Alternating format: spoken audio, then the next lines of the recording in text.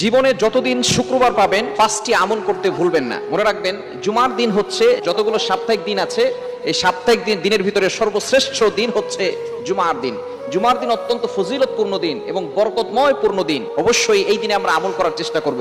5টি আমল করতে ভুলবো না। নাম্বার 1, 1 নাম্বার হচ্ছে দুরূদ শরীফের আমল করা, বেশি বেশি করে নবীজি সাল্লাল্লাহু আলাইহি সাল্লামের প্রতি দুরূদ পাঠ করা। নাম্বার 2, দ্বিতীয় নাম্বার হচ্ছে জুমার দিন ফজরের নামাজ মিস না করা।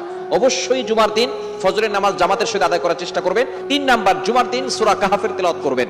4 নাম্বার, জুমার দিনের আমল হচ্ছে আগে আগে মসজিদে যাওয়া। আপনি উত্তম রূপে সুন্দর করে গোসল করবেন এবং সুন্দর পোশাক পরিধান করে, উত্তম পোশাক পরিধান করে, এরপর আপনি পারফিউম ব্যবহার করে সুন্নত তরিকে আপনি আগে আগে মসজিদে যাবেন। এবং 5 নাম্বার আমল হচ্ছে জুমার দিনে দোয়া করা। জুমার দিনের স্পেশালিস্ট কিছু সময় রয়েছে। এই 5টি আমল আমরা যতদিন শুক্রবার পাবো কোনোদিন এই 5টি আমল করতে ভুলবো না। আল্লাহ তাআলা আমাদের সকলকে প্রতি জুমায় এই আমলগুলো করার তৌফিক দান করেন।